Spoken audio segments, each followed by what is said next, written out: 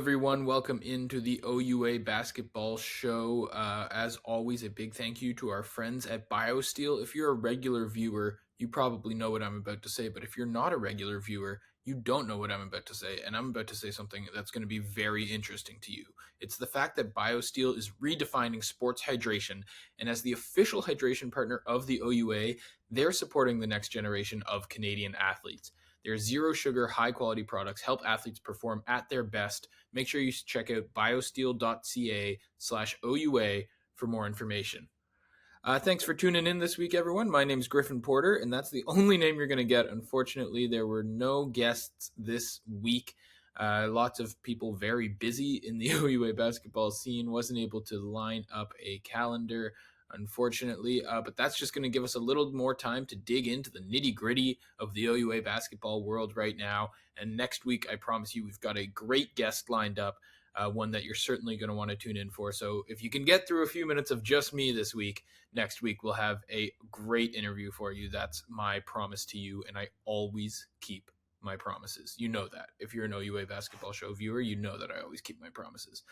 But for now, I promise that we will get into the games that we just watched last weekend, and I'm going to keep my promise just like that.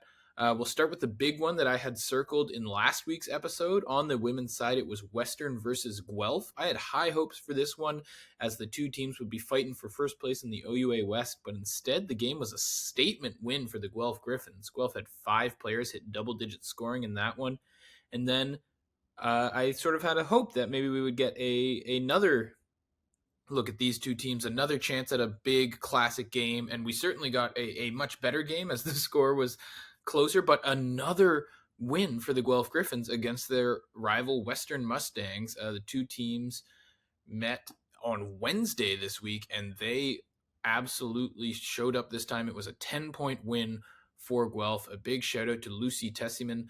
She put up 19 points in this one to accompany her double-double in the other win, and the Griffins have put some space between themselves and the Western Mustangs in the OUA West standings. And speaking of the standings, I thought this would be a good time to do a little bit of a check-in. You know, we've got some extra airtime to play with this week. No guests hogging it. So yeah, that's what I thought we would do on the show this week. Believe it or not, we are barreling towards the end of the season here, folks. Both leagues will have their last regular season games on February 15th, just a few weeks away. It's crazy. It's impossible to believe. But that means that it's going to be playoff time right after that, which is even more exciting. So I thought we would take a look at the standings right now, because every game is mattering more than ever. So why don't we see where we stand? We'll start with the women's side, and we'll start with the aforementioned OUA West, where those couple of losses for Western have actually opened the door for Windsor. The Lancers have won 3 in a row, including a tight one against the Guelph Griffins last Saturday. They got 19 points off the bench from Leah Tate in that one, and they sit just half a game behind the Guelph Griffins with a record of 11-4.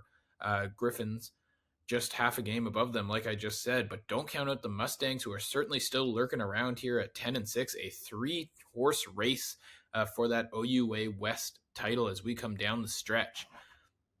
Moving across the map to the OUA Central, we find TMU and Brock locked in a titanic battle, just like they've been, it feels like, all season. Both teams currently sit at 10-4 after they each picked up a pair of wins last weekend. The Bold beat the Lakehead Thunderwolves twice, while Brock triumphed over the Marauders and the Blues. McMaster, speaking of the Marauders, is also hanging around the playoff hunt with a 9-6 record. That division should come down to the wire as well, the OUA Central. Both TMU and Brock have to play Queens this weekend. So if either one of those can beat the Queens Gales, that could mean a big advantage in this playoff race, in this division championship race. So we'll be certainly keeping an eye on both of those games. But speaking of Queens, easier said than done to beat the Queens Gales. That will bring us to the OUA East. As I'm sure you're aware, if you're a fan of OUA basketball, which I certainly hope you are, or if you're not, welcome. Maybe this show will inspire you. The Gales started the season 0-2 this year, which was very unlike them, and they have not lost a game since. Their record now sits at 12-2, which would be good enough to lead any other division, but that puts them third in the OUA East. They're still stuck behind the Ottawa GGs, who are at 13-2, and the undefeated Carleton Ravens, who have won all 15 games they've played this year. All three of those teams still have to play each other at least one more time this season, and you get the feeling they might find themselves matching up in the Critelli Cup playoffs as well. Should be a lot of fun basketball still to come as we try to see if anyone can knock off the Ravens in the OUA East. Let's move over to the men's side now, and we'll do the same drill, but this time, we'll keep it fair. We'll start in the East, where it's the three same schools that we just talked about at the top of the standings, but this time in a different order. Carleton's in third place right now after an off year last year. They appear to be right back in that championship hunt. They're sitting at 12-3 on the season, one game back of their arch rival, Ottawa. The GGs have won 9 games in a row. They've got their record sitting at 13-2 at the moment. Normally, that'd be good enough, but not in the OUA East. The Queens Gales men's team hasn't lost a game since November 1st. They're at 12 wins in a row, and they're looking like the best team in Ontario right now. We've talked about them a lot in our episode with Lucas Sillis earlier in the year, so make sure to go back and check that out. Over in the OUA Central, it's Lakehead and Brock that have stretched themselves away from the pack because the TMU Bold are currently stuck in a 3-game losing streak. Very uncharacteristic for them. It's despite another amazing season from friend of the show, Aaron Rooms.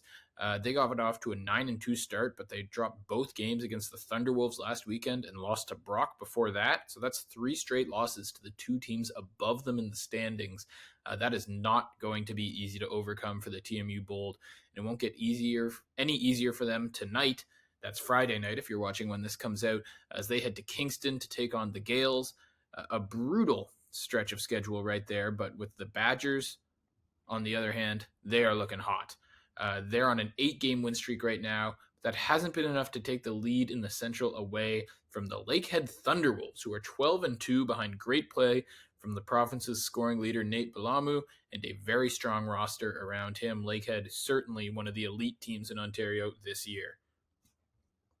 Finally, we'll head out to the OUA West, and appropriately enough, it's the Western University Mustangs who are leading the Western Division, as they've got a healthy lead over Windsor and Laurier. Those are the 2 teams that are behind them in the standings right now. The Mustangs have some division matchups still left on the schedule, so they'll have to take care of business, but right now they look like they're in a good position to clinch that division sometime in the next couple weeks. So that'll do it for our little check-in. Before we go, we have to choose some games to watch this weekend. So on the men's side, let's choose TMU versus Queens. We talked about it just a couple minutes ago. The Bold need this win in a really bad way, but the Gales will be looking for any opportunity they can to extend their winning streak. They're not going to give that up easily, and TMU is just another pebble in their path right now. As for the women, I'm really looking forward to TMU versus Queens for the women's game as well, but I don't want to pick the same matchup for both. So instead, let's go with Brock against Queens. We'll still pick Queens, but we'll pick their game against Brock coming up on Saturday. That's going to do it for today's episode. Like I said, got a great guest coming up next week, so be sure to stay glued to the OUA social channels for that. And until then, my name's Griffin Porter. Enjoy the games this weekend, and thank you for watching.